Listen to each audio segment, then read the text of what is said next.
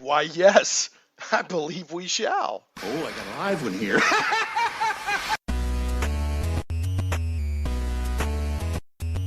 Getting geeky all up in your podcast. It's Shane Plays Geek Talk, a journey into the things we love. I'm your host, Shane Stacks. Thanks for pressing play, tuning in, listening in, all that good stuff. It's been a while since I got a podcast out. I've been busy as we all get in life, but that's one of the, I guess, the advantages of the podcast format. You can get 4 out in 1 month and 1 out over the next 2. It's just you get 1 out as you get it out. It doesn't have the constraints when I used to be on weekly talk radio. It's like come hell or high water, there will be an episode. But like a zombie, and this fits in. See, I'm doing a clever foreshadowing for today's show and guest. Like a zombie, I erupt back into sight from the earth to lurch into your podcast and have an episode. So today we're joined by a multiple, just general all around groovy, cool guy, geek, Tracy Wilson.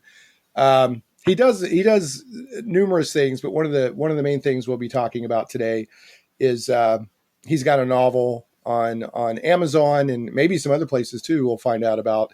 But he's got legit geek cred too, so we'll get into that. But anyway, Tracy Wilson, welcome to Shane Plays.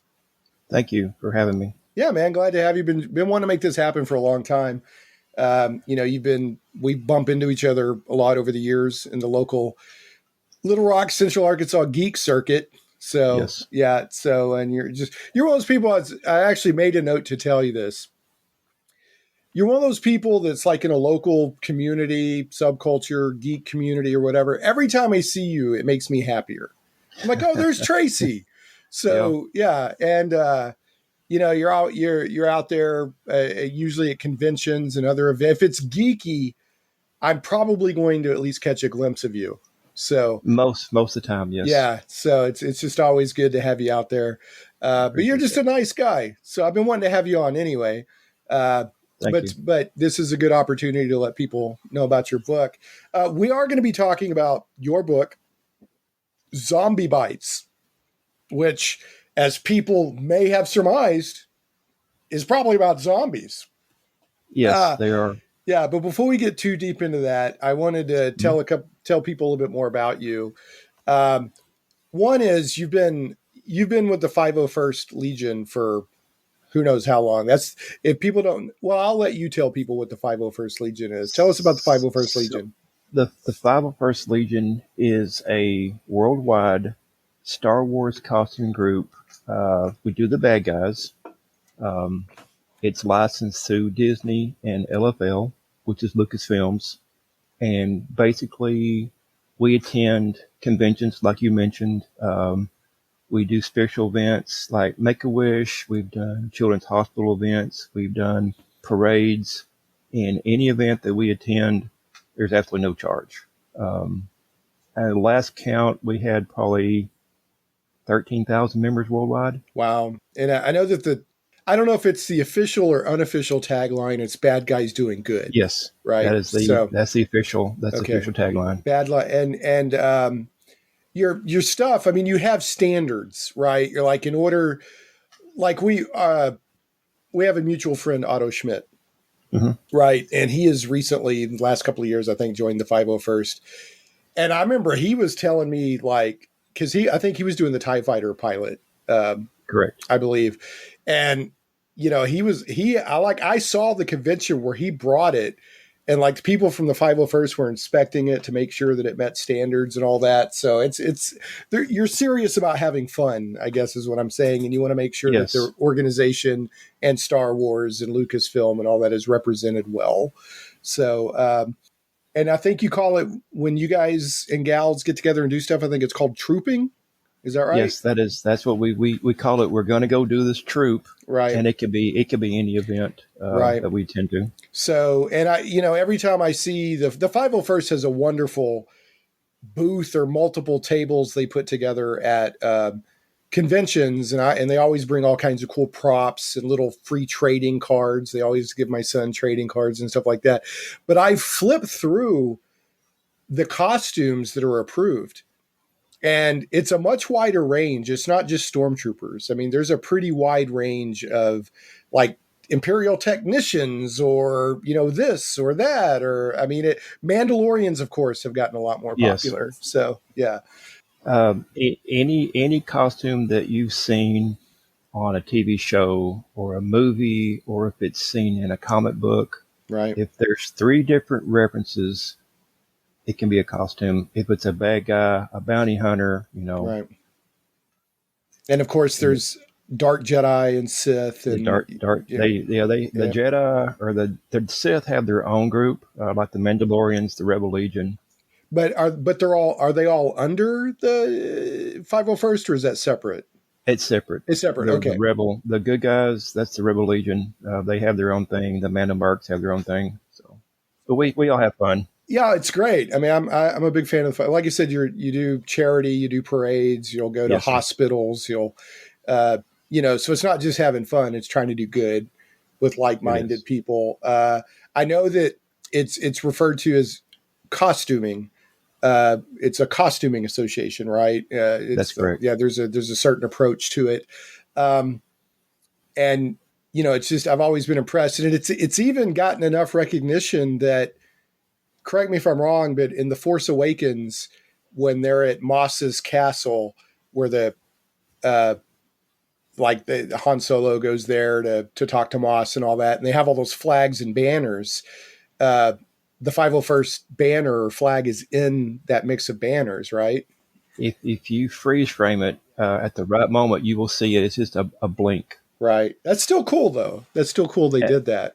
Yeah. And I want to say, I can't remember the author, but he wrote the 501st when the clones go into the Jedi Temple with Anakin. That's the 501st. And that's where the reference came from? Yep. See, I assumed for not a long time, but initially that because we're in the 501 area code here, and I was like, oh, it's a Little Rock. But then I was like, no, it's much bigger than a Little Rock. It's an international thing. Yeah. So what, I've seen you in your Stormtrooper armor. What is that? What you prefer? You prefer to do Stormtrooper? I mean, it's an iconic costume, but I'm now my costume is a biker scout. Okay, which is a great. I mean, there's so many, especially with the TV on Disney. You see just sand troopers and this trooper and that trooper and all these great designs. So that's excellent. So. I don't know. I think what the 501st does is wonderful, and I'd love to do a show sometime. I've talked because the organization is formal enough. It's like, hey, you guys want to come on the podcast? Or like, well, so-and-so is our media person. So, eventually I'd love to just, give more exposure to the 501st. So it's a good group of guys and gals. I'll tell you one of my favorite memories, and this is just geekdom. I'm not making fun of anybody. It's just how geeks work and fandom, how people who are passionate fans. Before Force Awakens came out, I'm Facebook friends with a lot of people who I would say are probably 501st adjacent, and a few people who are in the 501st. Mm-hmm. And they're always like, oh, these new stormtroopers, rah, rah. And it was like duck troopers, rah. And then the day after Force Awakens came out, everybody was like, oh, I want to make one of those new stormtroopers. It did a 180 the minute the movie came out. It warms my heart because that's such a geek culture thing, It is. Yeah. So, all right. Well, is there anything, before we move on, is there anything else that you want to say or give a shout out? Or if people want to join the 501st, like what's all that about? They have to be 18. Yeah. And then you get depending on where you live, you get with your local garrison or squad. And the best piece of advice is come out, hang out with us, see what it's all about. And normally a lot of people start off as handlers because once you put that costume on, right, you can't see. Right. And we don't want to run over, small children and stuff like that. So get with your local garrison or squad, and they will direct you, the right path to take. All right. To join. Cool. So, and I'm going to put the link. People can go to the show notes at shaneplays.com. I'll have the links to your book. I'll have the link to 501st Legion. I think it's just 501st.com, 501st.com. That's correct. And then, I'm sure it has links to all the different gear. And I mean, this stuff is worldwide. I mean, I follow 501st on Instagram, I think on Facebook too. But I mean, you'll get stuff from like Thailand, Australia. Yes. I mean, they're everywhere. Yeah, they're everywhere. All over Europe, South America, Asia. Yeah, I can use. People can't see, it's audio only, but I can see your 501st jacket there in the back, hanging on your. It reminds me when I was in the Air Force at basic training, people would get jackets with all kinds of patches and insignia and everything on it. So, yeah, that's really cool. All right, so the other thing, this is not costuming. This is not an official organization or anything like that, but you're also in the world of cosplay, or at least you were, and you used to do and I don't know if you still do or not, but you used to do a magnificent Deadpool. So are you still into the cosplay? Well, what are you doing these days with that? Not as much. I've been focusing on other like Rebel Legion costumes, but I do want to get back into it. Dude, your Deadpool was on point, man. It was okay. It was okay. All right. I liked it. I thought it was great. It was okay. Yeah. Daredevil is the one that I've been working on getting pieces. Now, which Daredevil? Because of course there's the classic red, but now they're bringing back that kind of black and red with the metal accents Daredevil costume. So which Daredevil costume are you talking about? This was not season 1. It was where he had the ropes on his hands and the black mask around his back. I don't have a costume yet, but I'm Daredevil. Yeah. Okay. Yeah. That classic. Yeah. So he's got like a black shirt on or a black outfit, and he's got wrappings around his knuckles, and he's got like almost like, it's not pantyhose, but it's like black something around his eyes and over the top of his head. Yeah. I can't remember the name of that, but that's what I've been working on. That's cool. So, all right, and you mentioned you're doing some stuff with the Rebel. What's the Rebel costuming one called? So the Rebel Legion, which is our sister organization, right? So if you remember, Return of the Jedi, no, Empire Strikes Back. I'm sorry. Right. In Cloud City, when Lando makes the announcement the Imperials are here, if you look, there's a gentleman in the back carrying what looks like an ice cream maker. Okay. And that's Wilro Hood is that character. It's very, if you blink, you miss it. Is that who you want to be? Orange. Well, that's what I've got that costume. And I'm working on eventually getting a Jawa. Okay. That's cool. So I'll be a very tall Jawa. Yeah, that's cool. So, and I'm assuming maybe it's a newer organization or whatever, but the Rebel Legion isn't as big as the 501st yet, right? I don't think there are that many members, right? But a lot of members are dual members. They're both 501st and Rebel Legion. So this is a good question. What is it about dressing up as the bad guy that's so appealing? Because it's fun, right? Bad guys have all the fun. They have the cool stuff, cool outfits and everything, right? I think it's because they're so iconic, like the Stormtroopers, Boba Fett, Darth Vader. It draws people's attention because they're so iconic. You mean, growing up, right? That's the characters that you see on the movies. So there's some cool Rebel characters too. Yes, the Wookiee. The Wookiee. The Wookiee. Yeah, of course, the Wookiee. I'll tell you, I love when you get these little like small characters that kind of break out. Mm-hmm. I don't know his name, but he's a Rebel X-Wing pilot. He's got kind of a gray beard, and he's showing up in a lot of the new. And he's he went in Ahsoka. He was in Hera's little squad. He's really kind of become a fun breakout character. And he's actually a 501st member. Is he really? Yes, he that's is. Great. I love to hear that. So, but he's a fun character. I'm glad to hear that there's also the Rebel part, and so it's not just the 501st. But I'd probably dress up like if it's a bad guy, to be honest. So it's a lot more fun, in my opinion. So it also looks cool. Like if you're in a parade or something, and you have a bunch of stormtroopers together, it just looks cool. Right. So you have 20 stormtroopers marching down the street, you're going to get attention. Yeah, it looks great. So I'll tell you, speaking of stormtroopers, I was actually think I was 5 when Star Wars came out. I won't say how old I was. All right. For the longest time, I thought they were robots, even though, Luke and Han get in stormtrooper outfits in Star Wars, that, so what, logic doesn't matter. I'm 5, right? For several Right. years, I was kind of shocked when I found out. I was actually disappointed because I thought it was cool when in my mind they were robots. So, but anyway, yeah. But and I used to think lightsabers, because I was too young to know a saber meant a sword. Mm-hmm. I thought a lightsaber was a lifesaver because you use it to save people's lives. Anyway, what do you know? I can see that. It's good to be a kid, right? It is. Yeah. So, and sacrilege. I've got some sacrilege for you. Uh-oh. I can remember arguing when I was a kid that I liked Thundar's sun sword better than lightsabers. So I apologize for that heresy. I take that back. We forgive you. We forgive you. Thank you. Thank you very much. So, all right. So cosplay, you're not cosplaying as much, but you might do some Daredevil. Yes, have you retired? Have you retired your Deadpool? Deadpool is long retired. Yeah. To many people's enjoyment. Yeah.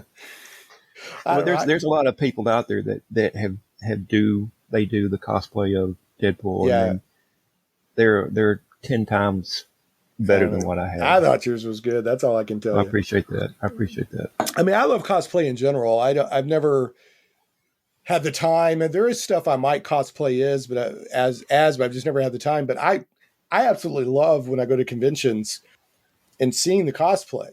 Like I had the last episode I had was with a couple of cosplayers called Simple Tricks and Nonsense, and they got their name from Han Solo saying it's a bunch of simple tricks and nonsense. But they kind of put it in a way I never thought of.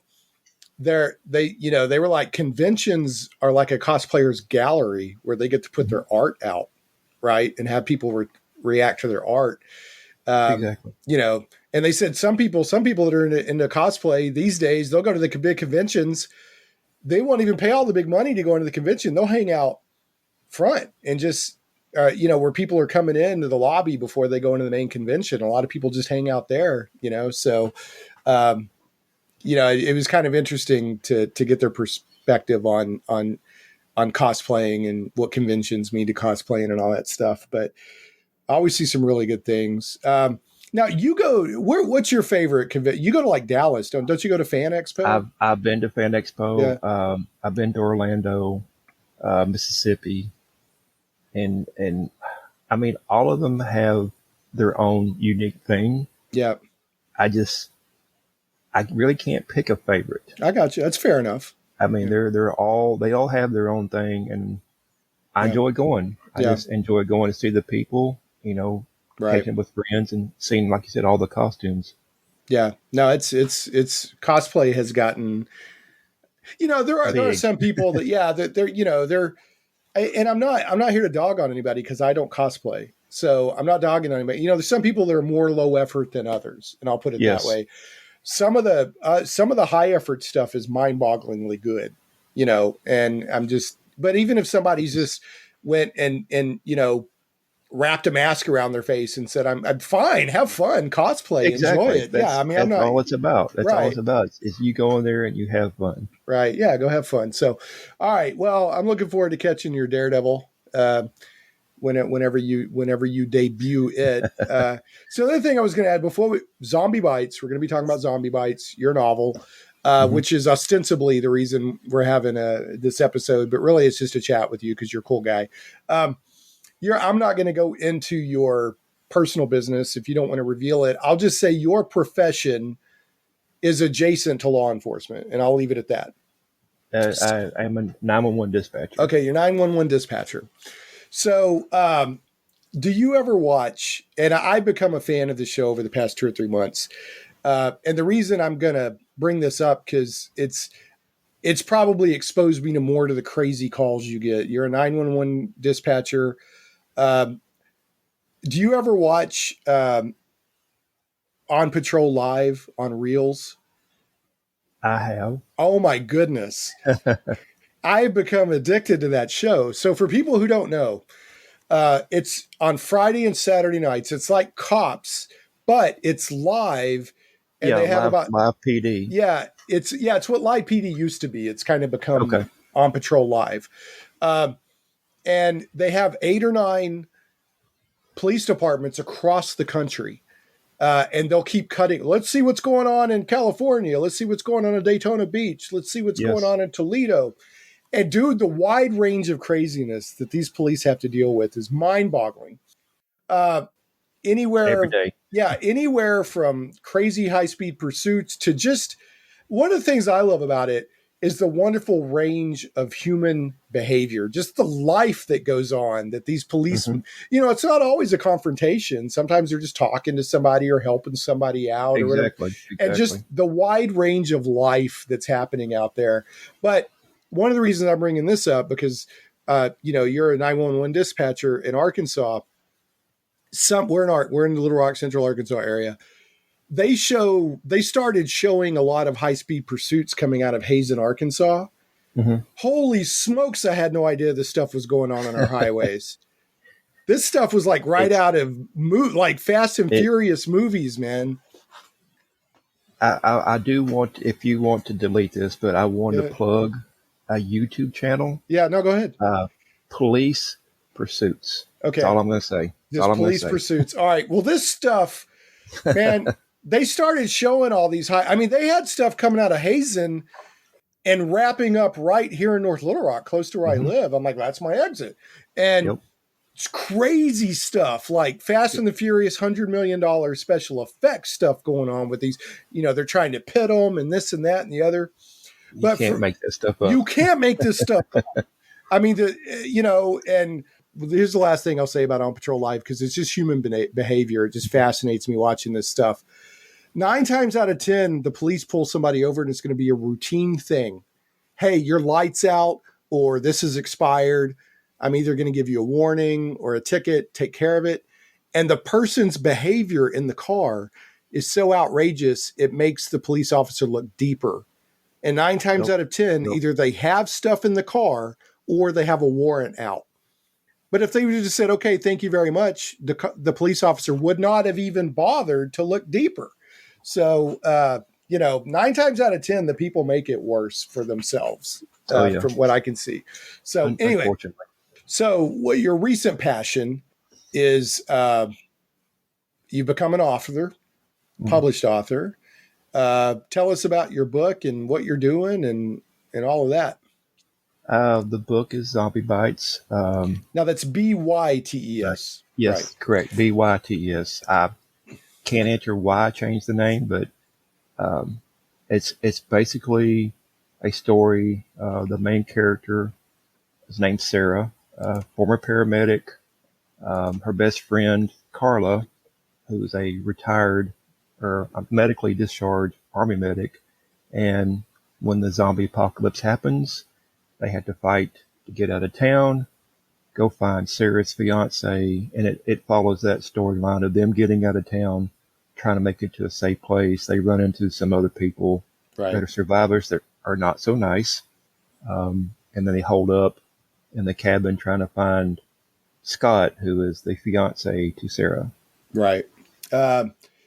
So yeah, here's your description on Amazon. It says, haunted by the memory of a near-death accident, the life of former paramedic Sarah. Is it Eichmann?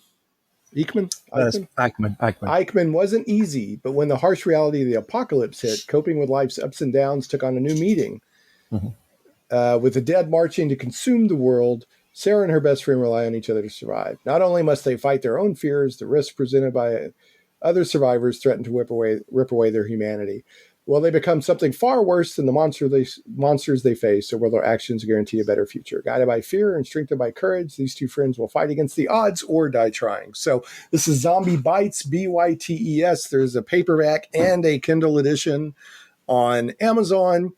And I think the Kindle edition said, well, actually the book art, the cover art for Zombie Bytes says book 1. And I think the paperback edition, the actual title is Zombie Bytes : book 1. So, which we would assume there's more coming. There is a book 2. I I would say 90% done Yeah. with that, and I'm shooting for, hopefully, cross my fingers, a December release, or at least by January. Okay. It's a slow process, Yeah. but it's getting there. All right. So, as if you weren't already busy enough with everything you do, and I'm asking this from the perspective of there's probably a lot of people out there like, I'd love to write a book, but they never did it or haven't done it yet or whatever. So what was the tripping point for you when you went, you know what, I'm going to write a book and I'm going to put it on Amazon? Like what was your process to go from, because a lot of people think about doing stuff, but then it's a much smaller percentage of people that sit down and actually do it for a variety of reasons. So what was your process to going from, it would be fun to write a book, to actually sitting down and going through the pain? Cause it's a lot of work of writing the book. It's a lot of pain. Yeah. I've always wanted to write.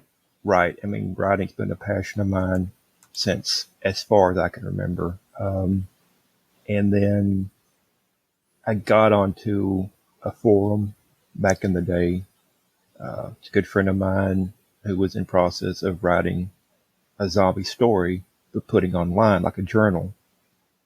And it's like, he encouraged a lot of the members, if you want to write your own thing, you can put it on the forum, whatever you want to do.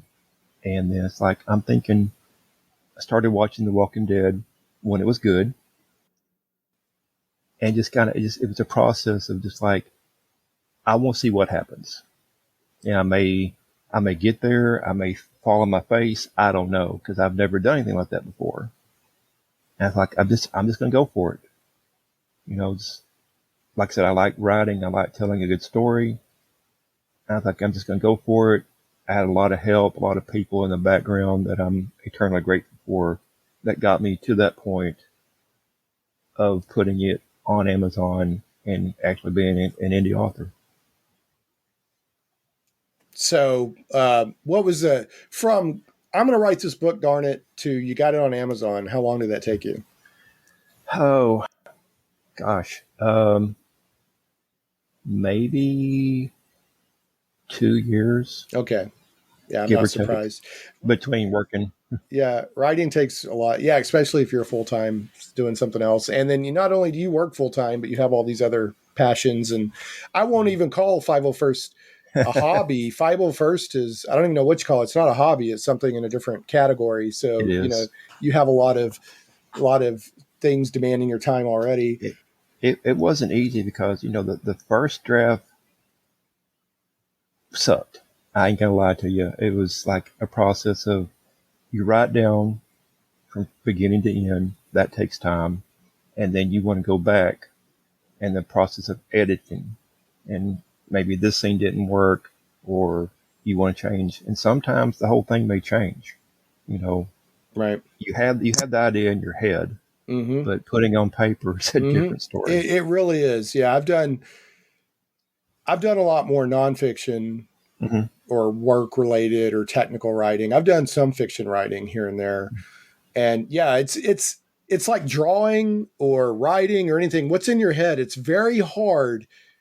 Even though in your head it seems so clear, it's very hard to get that on paper in a creative. So did you have, did you do it? Were you a one-man show? Did you have somebody help you with editing or anything like that? Like what was it? Once the final draft was done, I had a good friend of mine in Canada. She did her best. She wasn't a professional editor, but she did the editing as best she could, and the formatting to go actually on Kindle, Amazon. Right. That's a different process. And we went back and forth with Amazon saying, well, this isn't right. Got to do this. Yeah. What is that? Tell me. I've wondered to get something in a Kindle format. Okay. I've wondered how hard that is to get to Kindle format that looks good on Kindle. There are some programs out there that will format it for you. Yeah. I can't really think of a specific, what it's called. I have it saved in my phone somewhere, but it has to be formatted a certain way to be in a book form. So the pages won't bleed or has to be a certain height, Right. width, and stuff like that. That's beyond my pay grade. I got you. But it's not as easy as just saying, "Hey, Amazon, here's my book." I mean, there's some formatting that you There's have to. certain Okay. certain steps you have to do. So now, is your paperback version, is that print on demand, or have you already made some books that can be shipped out? Like, how are you doing your I've, paperback version? I'm understanding it's print on demand, Okay. but I can order copies. Like if I go to a convention, have a Right. table, I can sell them at the table. Okay. So, well, print on demand is like so for a big publisher or a small Mhm. publisher, having to order inventory up front, and then if you don't sell it, it just eats into your, uh, your budget Oh yeah. is terrible. So, I mean, print on demand is great. I'm a big fan of that. So, and I have to tell you, like, I love books. I read a lot.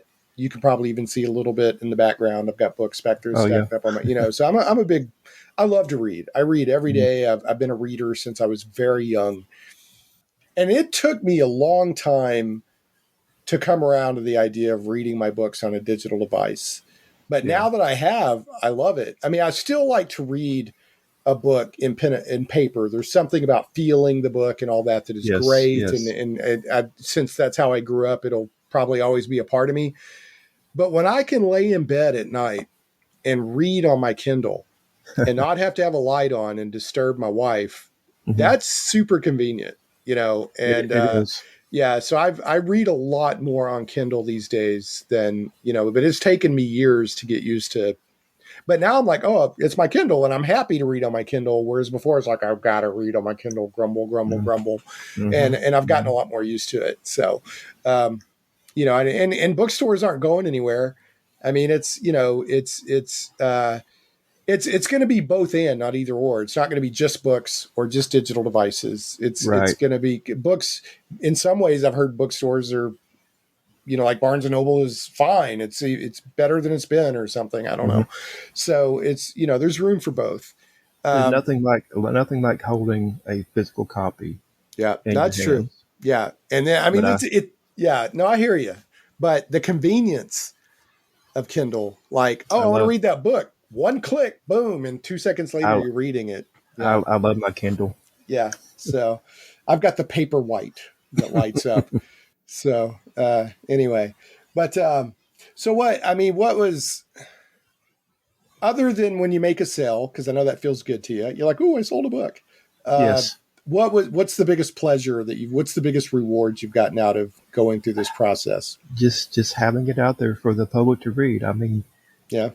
I will never be a Stephen King or a George R. R. Martin, but knowing that it's out there, knowing that I accomplished this, Right. and like you were saying, not a lot of people have done that.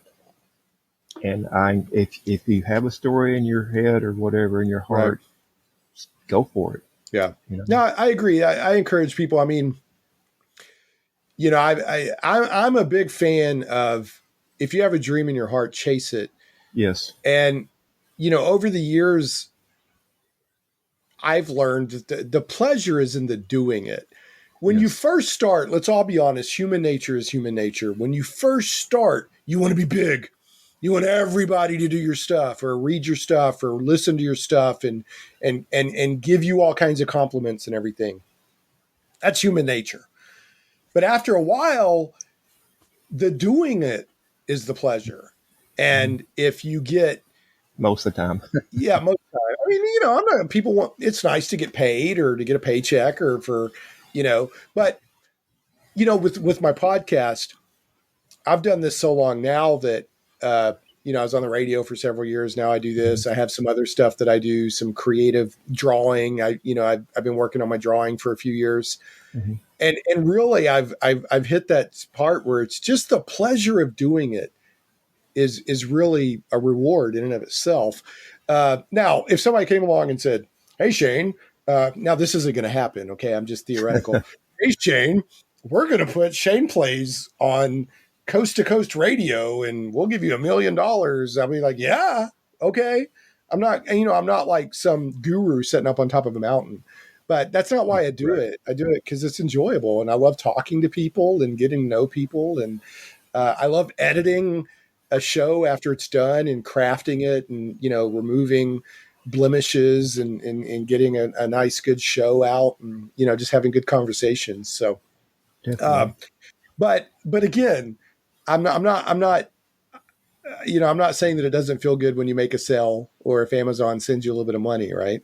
It does. It helps. Yeah, that's nice. So Makes it feel like that I'm not an imposter.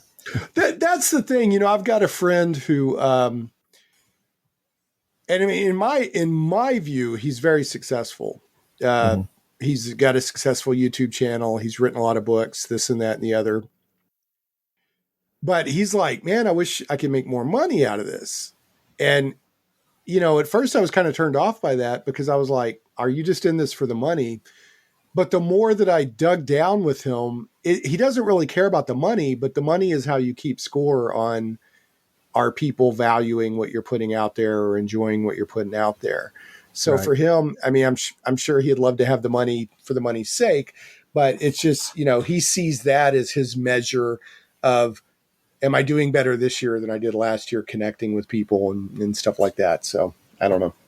It's about making connections and building a fan Yeah, base. And I mean, it would be cool to retire from what I'm doing and right, then write full time. right.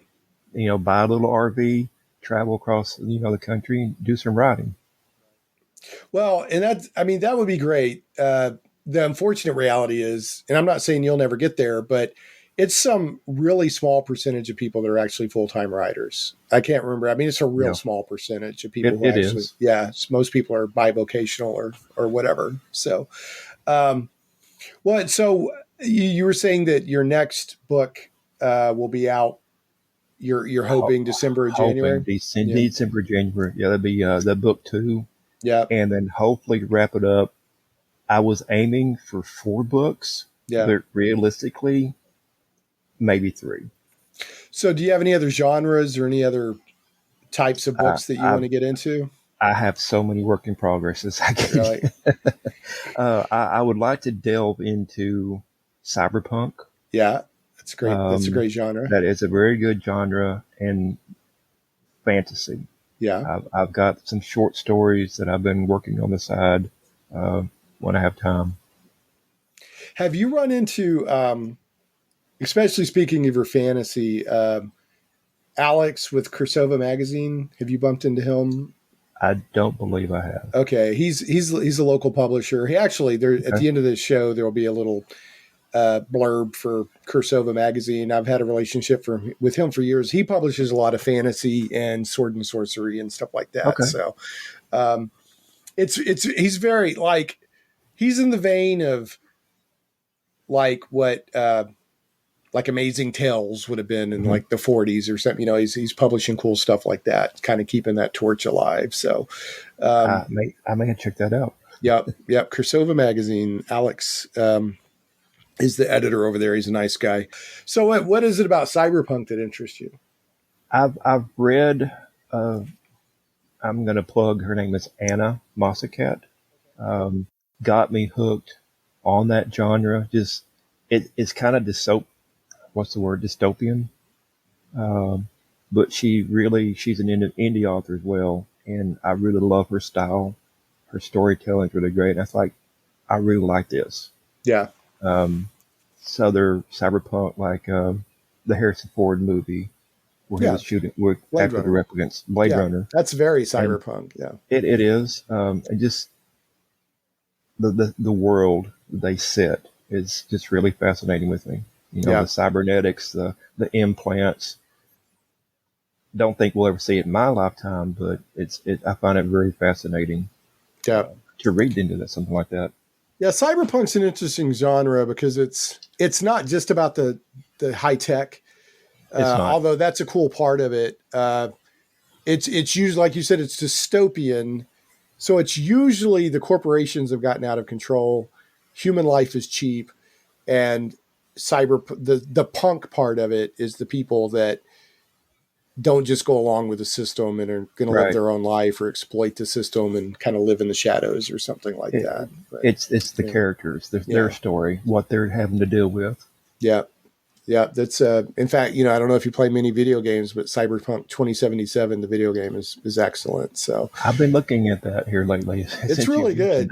Yeah. I mean, it's a, if you don't have a lot of time, don't jump in there, but so yeah, Cyberpunk is usually gritty and brutal. Life is cheap.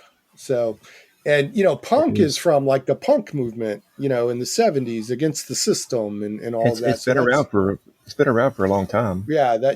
I mean, the late 70s and the 80s where cyberpunk came into its own. So, well, that's cool. Yeah. I love cyberpunk. Good cyberpunk that. Yes.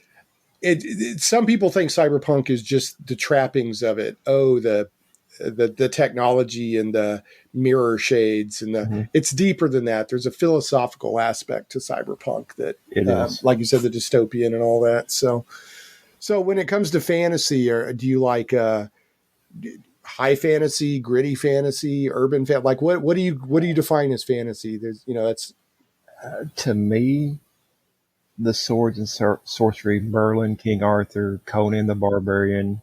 I'm going way back. I'm showing my age. Red Sonja, and stuff like that. To me, I mean, I'll read anything, right? And that to me, that's what fantasy means. The magic, the good versus evil, the hero taking his journey or her, either or. So is that? I mean, when you write short stories in fantasy, is it usually kind of swords and sorcery? Is that what you're saying? Sort of. Yes. Just swords and sorcery, building the world, right? What magic works, what doesn't, the hero taking their journey, and stuff like that. But yeah, to me, that's what fantasy means. Cool. All right. So do you think that you'll ever get any of those stories out, like do a collection or something? Hopefully, that's the plan. That's the plan. Is once I'm done with Zombie Bytes, is to delve into something completely different. Okay, fair enough. So, again, that's Zombie Bytes, BYTES. There'll be a link. Go to shaneplays.com, look for this episode, or just search for Zombie Bytes on Amazon, and you will find it. But I want to talk a little bit about zombies, because this episode is coming out in October, so it's a good timing. So, do you have like a favorite zombie movie? I would say probably Shaun of the Dead. Yeah, that's a good one. I'm not really big into the gore, even though I did watch The Walking Dead. But well, it's interesting. You're not into the gore, but you wrote a zombie novel. But I'll write it. That's very odd. Yeah. Night of the Living Dead. Yeah, absolute classic. The classics, and then most of the Resident Evil movies. And it's funny. I didn't like any of that until I was with the friend of mine named Chris Philbrook, another plug, got me hooked into it. I enjoyed his writing, and that led to watching Zombieland, The Walking Dead, and then wham bam, I've got a story. Interesting. Yeah, The Walking Dead is so. I love zombie movies. I've loved them forever. I was like a zombie movie Romero type fan well before the zombie. I'm not going to call it a fad because it's been enduring, but the past 10 or 20 years, zombies got really popular in pop culture, which is cool. I'm not against that. Like, great. But I mean, I was like hardcore into, watching zombie movies and reading zombie stuff way back in the day. But yeah, I love Night of the Living Dead. That's an absolute classic. This is such a great movie. Return of the Living Dead from the 80s, magnificent mix of comedy and seriousness and gore. Of course, you got the Italian zombie, like the Zombie, they called it. I can't believe I can't remember the director off the top of my head. There's movie elitists out there right now that are wanting to climb through the microphone and kick my butt for not remembering his movie. But that's there's like literally like a zombie fighting a shark underwater and just crazy fun stuff like that. But yeah, I love those. I love those movies.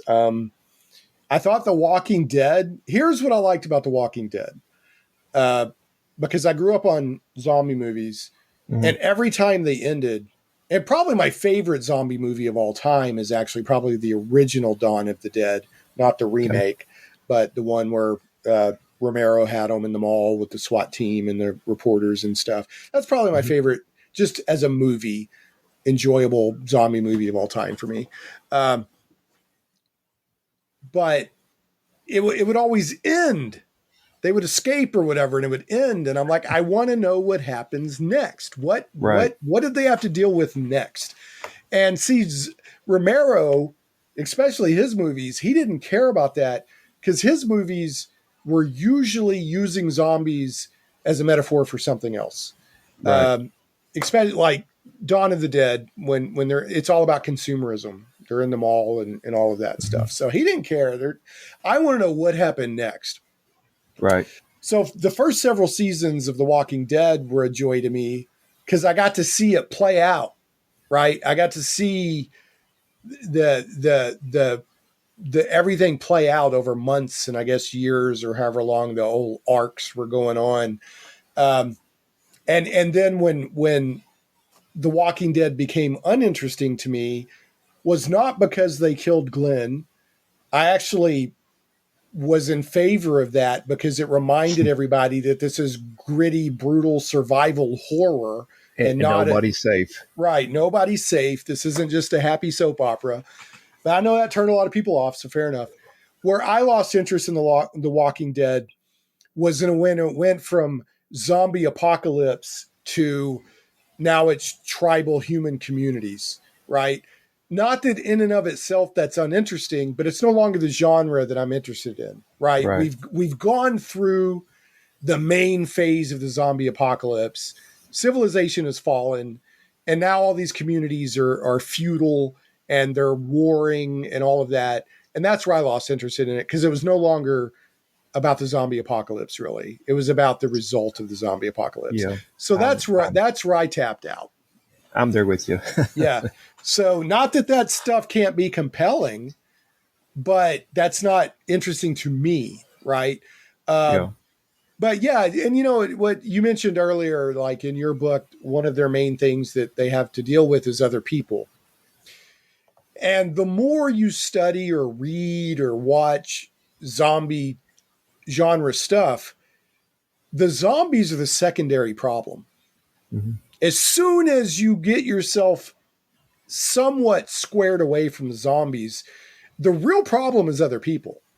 Exactly. The real problem is other people and human nature with civilization ripped away without laws and all that stuff. Exactly. Without law and order, people, they get to the point where they don't care. Right. Well, yeah, it not only do they care, but like they didn't care before, but the only thing keeping them in check was they didn't want to get in trouble. You know, exactly. So you got good people, you got bad people, you got this, that, or whatever. But you know, that was a great, there was a moment, I can't remember what season it is, but it's where, Daryl and, not Rick, who was the main character in, The Walking Dead? Rick Grimes. Yeah. Rick Grimes. Yep. Where Rick is like, The Walking Dead isn't the zombies. The Walking Dead is us. And Daryl got upset, but I was like, no, that's perfect. That's perfect. That to me is what good zombie survival apocalypse is. So you got to, you know, you're cruising through the cities and you see somebody else and you're immediately like, can I trust this person or not? Like, nope. I don't know if you remember that Community. I don't know how far you went into Walking Dead, but there was a season where this lady who had been a politician put a community together that was pretty safe. And the way that they tried to recruit Rick and company is they left a bunch of bottled waters in the road for them to find. And Rick and company had been in survival mode for so long. When they saw that water, instead of being happy to see the water, they were kind of angry and cocking their weapons and like, what's going on here? And then when the guy showed up, they almost killed him, because it's like, yeah. Is it a trap? Right. Exactly. And that's where that's the fascinating stuff to me. And then you get like little dictatorships like the governor.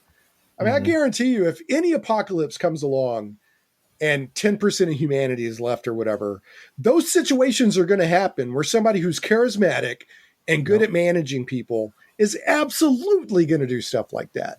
You're going to have that. Yeah, you're absolutely going to have it. So but then the zombies themselves are super scary too, right? At the beginning, like you got your normal life. And then all of a sudden, like one of the best, the remake of Dawn of the Dead, one of the best scenes that really illustrated how crazy a zombie apocalypse would be was at the very beginning. The lady and her husband are in bed and they wake up and the little girl next door is standing in their doorway.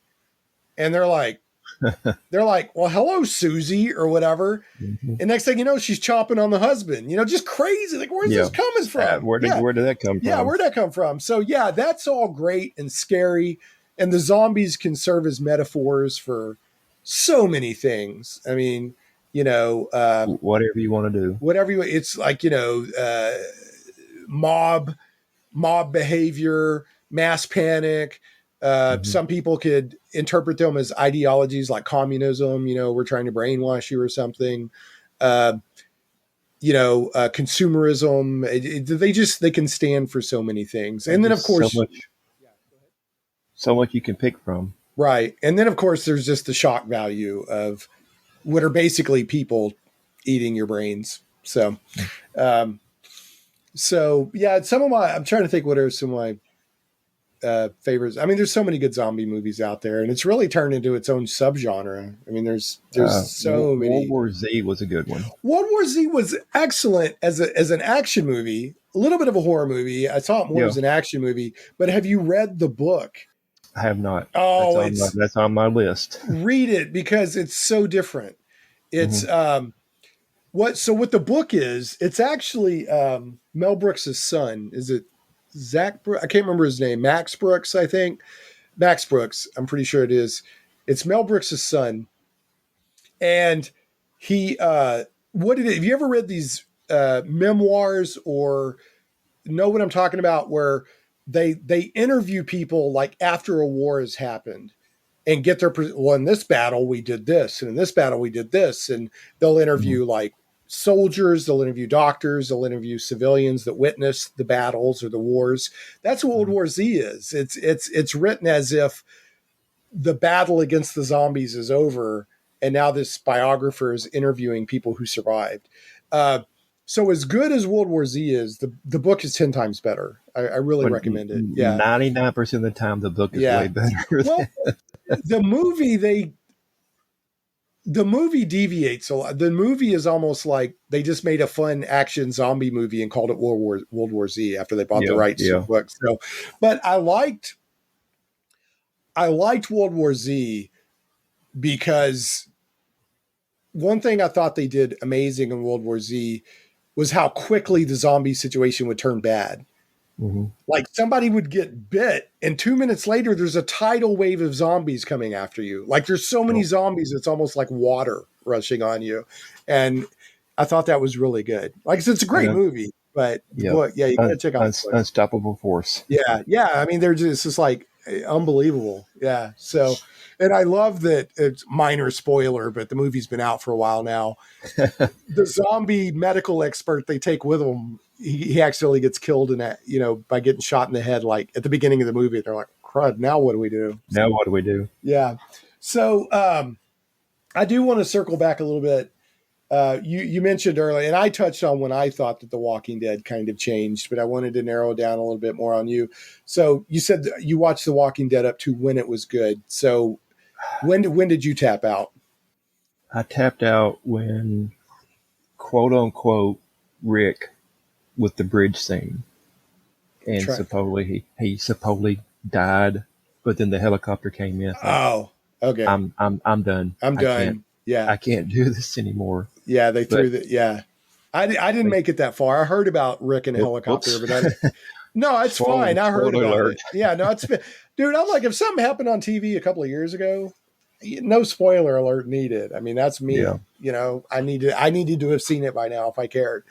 But yeah, I remember people talking about, because they were saying that Rick was going off the show and they're promoting it like he was going to die or something. Yeah. And then they pulled the switcheroo and he ended up on a helicopter or something like that. And now I'm hooked on The Last of Us. Good show. I have not seen it, but that video game and that show have gotten massively good reviews. They from what I've seen, they're fairly close to the game. Yeah. Like different scenes and stuff like that. I haven't played the game, but I was really hooked on that show. I love it. I love it. Yeah, cool. So did you put any Easter eggs or nods or anything in your novel to any of your shows or stuff that you like? Did you do any winks I've like nodded. that? I've nodded a couple times to going back to the guy, Chris Philbrook, who's done an amazing job of writing his own. Right. And there's a little nod. Team V that goes back to the forums. Okay. And I put that in the book, and there may be some Easter eggs in some of the forthcoming. Well, I'll tell you one thing that I thought that you did wisely. Okay. Even though the rise of the apocalypse, it's almost like foreplay. That can often be some of the most interesting stuff in a zombie novel, watching the situation get worse and worse. Right. But in your novel, you were like, and I thought this was wise because it moved the action, and people have seen and read so many zombie stories now. They know what the apocalypse looks like. So you were like you would say they were seeing, like she was turning on TV to show her friend what was happening. Mm-hmm. But you didn't even have to spend time to show what was on TV. Like you let the reader fill it in, right? It's like, let's keep on with the action. I don't have to take a chapter. We know by now what the zombie outbreak looks like. Right. So, you kind of let it's almost like, when they make a Spider-Man movie now, they don't spend a lot of time on the origin or Batman. Everybody knows. Everybody knows. Right. It's interesting and it can be interesting, but it's not necessary to move the act forward. So I thought that was compact and interesting storytelling when you did that, I appreciate that. Yeah. You let the reader have their own imagination. Right. Yeah. Let them fill in. They already know. Right. They know when Sarah or whoever it was turned on the TV and said, "Look at these news reports." They know what they were seeing. Right. Mm-hmm. So I thought, just kind of, let's just get to the action. Everybody just jump right in. Yeah. Let's get in the truck and let's go. Let's try to find Scott. I love that, like a trope, you can't get past it because you have to have some way to communicate. And when the cell phone lines and everything are going down, you got to have a sat phone. Mm-hmm. We got the sat phone, baby. You have to, if you're going to have people communicate in the zombie apocalypse, because cell phone services are not going to stay up as long as they usually let them stay up in the books and movies, because you have to have power. You have to have all these others. And I've only seen one movie allude to this. I can't remember the name of it now. I watched it on Amazon. Mm-hmm. And there was a rumble off in the distance. And then a little bit later, people started getting sick from radiation poisoning because the nuclear power plant blew. Yep. Right. People don't think about that stuff. Right. I mean, you have to have people there to run it. Right. And even, if the zombie outbreak happens too quick for them to do emergency shutdown procedure, and you got people, I'm at my post at the nuclear power plant. Ring zombie apocalypse. I'm going home to my wife and kids to make sure they're okay. Right. So you got to factor in human nature. So priorities.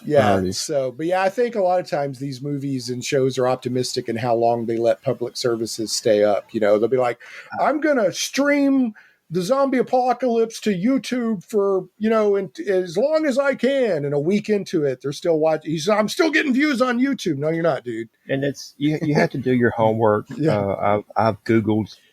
Google is my friend, and I'm probably on somebody's watch list right now. But for the stuff that you look up. For the stuff that I've looked at, that has to do What will an ice pick do to the human brain? Yeah. But you try to be as realistic as you can, but Right. then you don't want to dull the Right. reader of, like you said, a chapter of this is what's going on. Right. And you want to get it moving, and you want to Right. get it as quick as you can. Right. All right. Well, cool. Well, we're at about an hour, so I'm going to wrap this up. Really? Yeah, goes quick, doesn't it? Or did it feel longer? Have you been on the torture rack? No.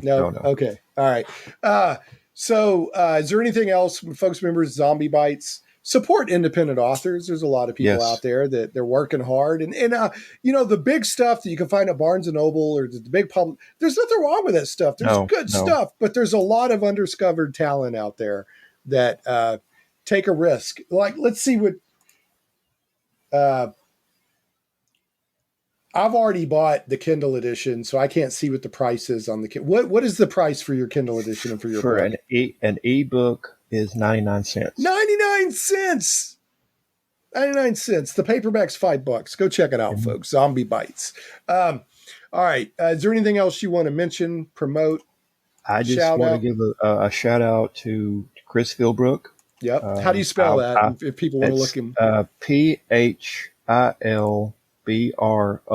He does Adrian's Undead Diary. Okay. Excellent series. Read it, love it, consume it. He was the main person that is that Force V or V Force or whatever or is that something different? Team V. Okay. Yep. All right. Cool. Really good guy, good friend, and he was a major inspiration. Cool. All right. We all have nobody's an island unto themselves. So, all right. And everybody that's supported me. I appreciate that very much. Cool. Well, I will buy your next book when it comes out. And I want to say again, Tracy, you're really a nice guy. And so many people know you and like you. Like the last Saline County Comic Expo, I was looking for you. And I went up to the 501st Legion and there's 10 guys sitting behind there. And I went, hey, is Tracy around? They're like, ah, because so many people are asking for you, right? They're like, Tracy again. Rah. Well, that's taken a whole new life. And now the thing is, if somebody asks that, they say, never heard of her. Never heard of her. Yeah. Well, luckily, Otto took pity on me and made sure that I could. But you could tell they're like, oh, what is it with Tracy? Everyone's always looking for Tracy. It's all good-natured ribbing. Yeah. No, I could tell. Yeah. No, I love the 501st guys. I love going by the booth and talking with everybody and seeing the stuff that's going on. So, all right. I usually end the show with a bad joke of the week, even though the show's not weekly anymore. It just has a good ring to it. Yeah. Bad joke of the week. I actually have several jokes for you, and these are all in honor of your book, Zombie Bytes. All right. What's black, white, and dead all over? I don't know. A zombie in a tuxedo. Yeah, that's the correct. They're supposed to be bad. They're bad jokes. All right. Why did the zombie do so well on the test? I don't know. It was a no-brainer. Yeah. All right. Why didn't the zombie get the job? Why? They wanted someone more lively. All right, here we go. Who did the zombie take to the prom? I'm not sure. His ghoul friend. Yeah. And then finally, what did the zombie's friend say when the zombie introduced him to his girlfriend? Nice brains? No. Man, where did you dig her up? Okay. Wow. Ouch. He's here all night. Yeah, oh, my son just stuck his head in and told me to stop telling terrible jokes. He gets them all the time. I'm a dad joke champion. Yeah, buddy. Well, Tracy, it's been Shane. Oh, he said it was a dad joke garbage man. Where's the love, son? Where's the love? Anyway, Tracy, it's been great having you. Oh, it's a pleasure being on here. Yeah, folks, again, go check out Tracy's stuff. If you're in the Central Arkansas area, keep an eye out for the 501st. The Diamond Garrison, because Arkansas is the Diamond State. Diamond Garrison of the 501st Legion, and also the Rebel, the new Rebel. Rebel Legion. Rebel Legion. and all that other cool stuff. So, and there's Mandalorians and all kinds of stuff out there running around. So, all right. Anyway, thanks again, Tracy, and everybody else. We will catch you next time on Shane Plays Geek Talk. Yeah, you're welcome, man. Glad to have you on. Thanks so much for listening to Shane Plays Geek Talk. I certainly hope you enjoyed this journey into the things we love. For your convenience, show notes with helpful links for each episode can always be found at shaneplays.com. You can catch the podcast in several places, including on the blog at shaneplays.com, iTunes, Google Play Music, Stitcher, Podbean, Amazon Music, Verbal, YouTube, and more. If you like what you hear and would like to support Shane Plays Geek Talk, you can do so for as little as $1 per episode on Patreon at patreon.com/ShanePlays. Thanks again for listening, and we'll see you next time. Stay geeky, my friends.